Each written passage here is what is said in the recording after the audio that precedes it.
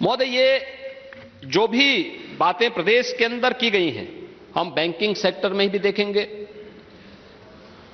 आज प्रदेश के बारे में नेता प्रतिपक्ष जो आंकड़े यहां प्रस्तुत कर रहे थे, वे वास्तविक आंकड़े नहीं थे। उन्होंने जो भी तथ्य यहां पे रखे थे, मुझे लगता है कि अच्छा होमवर्क नहीं हो पाया होगा उनका। वैसे भी उनके पास फुर्सत कहां है कि होमवर्क कर सकें और उनके बारे में देख सकें, लेकिन एक प्रयास उन्होंने किया। तथ्य और आंकड़े दोनों सही नहीं थे। महोदय, अगर बैंकिंग चेक सेक्टर में जो कार्य यहां पे हुए हैं 22-23 में अगर हम देखेंगे तो प्रदेश में बैंकों के माध्यम से जो ऋण वितरित हुआ है 2,42,000 करोड़ रुपए का ऋण वितरित हुआ है। और 23-24 में 22-23 में ही अगर हम देखेंगे तो प्रदेश के अंदर जो पहले की तुलना में जो बैंकों की शाखाएं खोलने की बात रही हो, आज मैं कह सकता हूं कि उत्तर प्रदेश के अंदर 5 किलोमीटर के दायरे में या तो बैंक की शाखा है या हर गांव में हम लोगों ने बैंकिंग कॉरेस्पॉन्डेंट सखी के माध्यम से बैंक की सेवाएं हर ग्राम पंचायत तक उपलब्ध करवाने का काम किया है। और इसका परिणाम है आज प्रदेश के अंदर कि प्रदेश के अंदर जब इस संबंध में उत्तर प्रदेश की बात आती है तो बैंक और वित्तीय संस्थाओं में फंड आकर्षित करने में देश के अंदर 16.2% निवेश में हिस्सेदारी के साथ उत्तर प्रदेश देश में शीर्ष स्थान पर रहता है। यह डाटा मेरे नहीं है, किसी मैगजीन के नहीं है। जब मैं मैगजीन की बात पे आऊंगा तो अंत में आऊंगा, लेकिन आरबीआई ने जो अपने बुलेटिन जारी किया है अगस्त 23 का, उसमें उत्तर प्रदेश को उन्होंने शीर्ष राज्यों की श्रेणी में रखा है, बॉटम में नहीं। आयकर रिटर्न की बात करते हैं महोदय, जून 14 में 1,65,000 आयकर रिटर्न उत्तर प्रदेश में भरे जाते थे। आज के दिन पर जून 23 में यह बढ़कर के 11,92,000 हुआ है। यह डाटा भी हमारे नहीं है, यह आईटीआर फाइल से जो आंकड़े आए हैं उसके अनुसार है। महोदय, प्रदेश के अंदर मैंने जीएसटी संग्रह के बारे में बताया कि आज हम 1.5 लाख करोड़ रुपए का जीएसटी संग्रह भी प्रदेश के अंदर कर रहे हैं।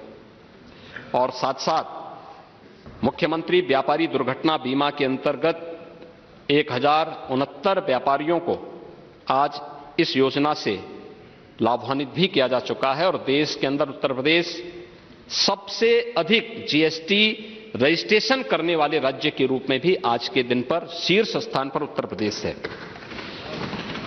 महोदय, इसके अलावा प्रदेश ने और भी क्षेत्रों में अपनी प्रगति को तेजी के साथ आगे बढ़ाने का काम किया है, चाहे वह शीरा उत्पादन में, यह देश का नंबर 1 राज्य है।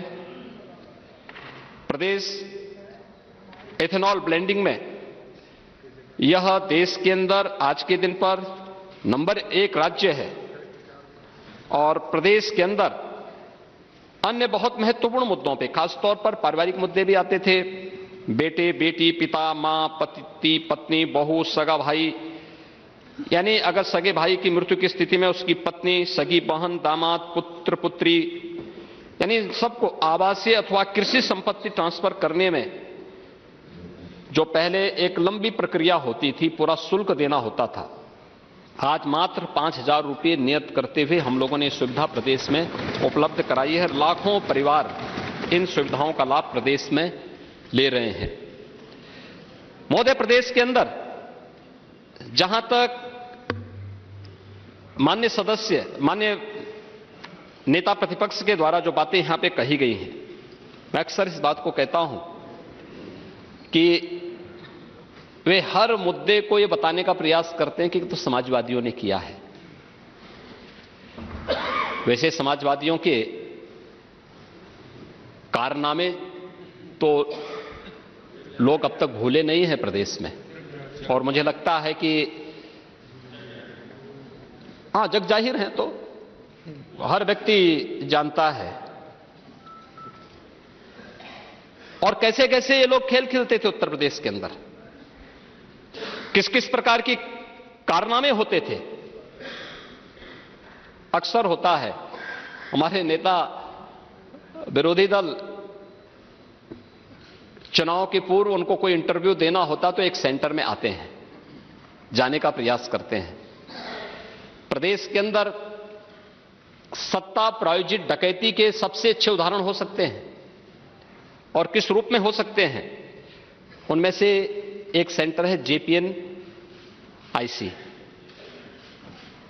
महोदय, इसका जो मूल जो डीपीआर है वह केवल 265 करोड़ रुपए का यह आंका गया था और 265 करोड़ रुपए के डीपीआर के बाद इस पे 821 करोड़ खर्च हो गया, तब भी पूरा नहीं हो पाया।